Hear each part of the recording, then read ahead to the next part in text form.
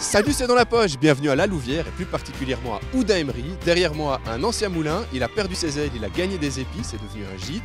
On va le découvrir, suivez-moi.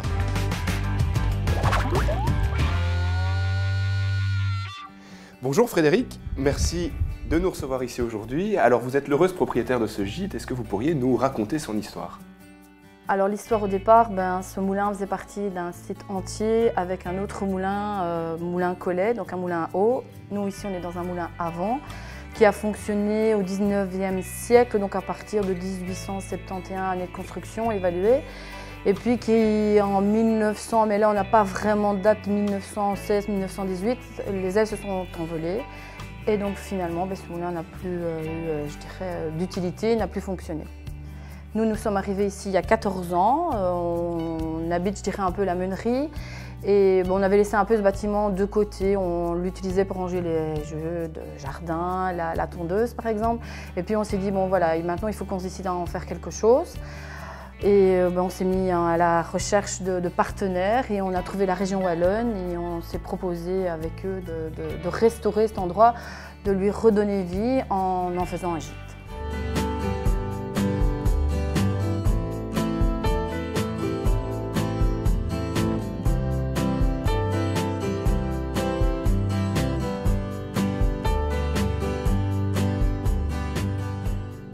Alors Frédéric, on va poursuivre notre visite du gîte, mais avant ça, on va partir à Montigny-sur-Sambre. On va commencer 2018 d'un bon pied, vous allez voir. Pince, gouge, fraise, bistouri, bienvenue à la clinique du pied. Ce sont des instruments de torture? Non, pas du tout. C'est uniquement pour faire du bien alors? Oui, pour faire du bien, pour apporter quelque chose de satisfaisant aux patients, pour qu'ils se sentent mieux quand ils repartent. On enlève la douleur quand ils viennent avec une gêne. Doucement, sans faire de bruit, comme on réveille la pluie, je vais prendre ta douleur, je vais prendre ta douleur. La podologie, c'est l'une des disciplines que l'on apprend à Hainaut Condorcet. 3 années de théorie, bien sûr, mais surtout de pratique dès la première année. Aujourd'hui, nous attendons 4 patients. Mycose, corps aux pieds. En première, on se concentre essentiellement sur les petits bobos. On voit ici une rougeur donc qui fait mal à la patiente et pour protéger ça, on arrive à faire une orthoplastie. Donc c'est du silicone avec donc du catalyseur qu'elle met ici qui va permettre de durcir un peu le silicone. Donc ici c'est du blanc rosé, donc ça va être un silicone avec un short très bas, donc très mou, juste pour vraiment protéger l'orteil et qui va venir soulager donc la patiente. Donc c'est vraiment une orthèse amovible qu'on peut venir enlever, laver, remettre et donc la patiente peut mettre à chaque fois dans sa chaussure.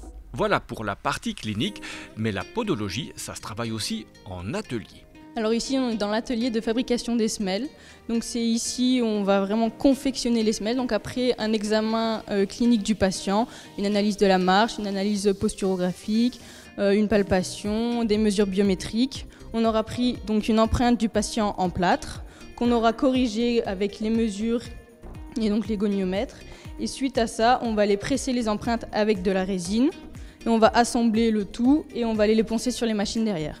Le bachelier en podologie et en podothérapie, c'est une formation unique en Wallonie. Alors les débouchés, je peux aller directement à l'hôpital, mais généralement ce métier-là, c'est un métier qui se pratique en libéral. Mais moi, je pense poursuivre, étant donné que je suis jeune, et peut-être aller en kinésithérapie. Voilà, maintenant vous savez ce qu'il vous reste à faire pour bien commencer l'année 2018. La podologie, c'est le pied.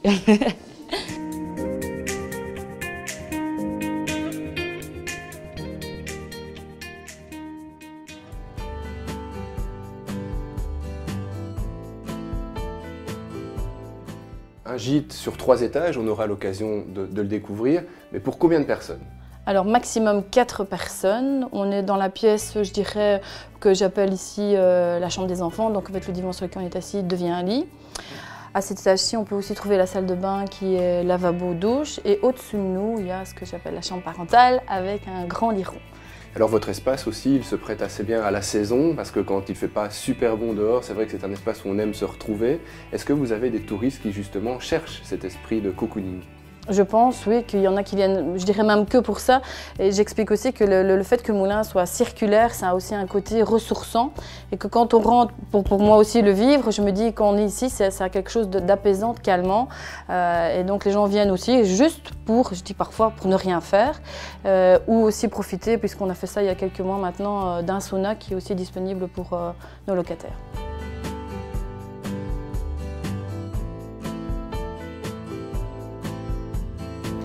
Alors comme moi, je vous invite à suivre l'actualité du Moulin du Ya sur Facebook. En plus ici, il y a du Wi-Fi.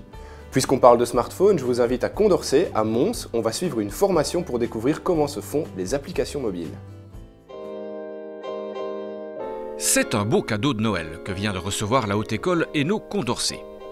C'est le cas de le dire, effectivement, nous sommes dans une démarche d'ouverture d'une section en programmation pour dispositifs mobiles et nous avons ainsi reçu une partie de notre commande permettant de développer des applications pour Windows, pour Android et pour iOS d'Apple.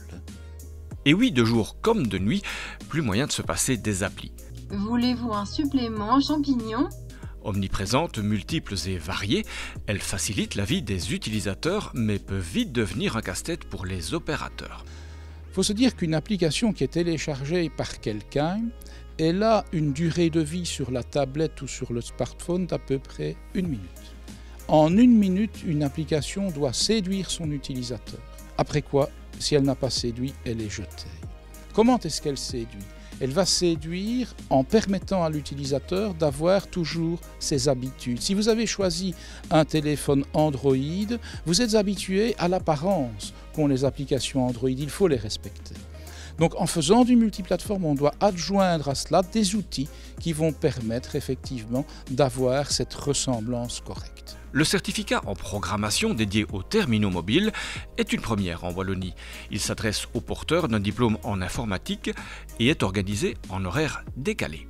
Il faut tenir compte des spécificités. On a en réalité 2 types de publics face à nous. On a des gens qui sortent des études et qui sont plus que probablement engagés dans la vie professionnelle.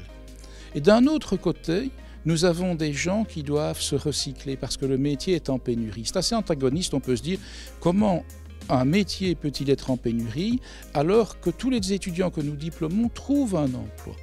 Simplement parce qu'au bout d'un certain temps, si on n'a pas suivi l'évolution du marché, on est en décalage et on ne peut plus trouver d'emploi. Donc pour permettre aux gens ainsi de continuer à avoir un emploi ou une recherche active d'emploi, il était essentiel de se positionner autrement que notre enseignement classique de plein exercice et de le faire en horaire décalé. La formation d'1 an débute au mois de février 2018. Vous êtes arrivé à destination.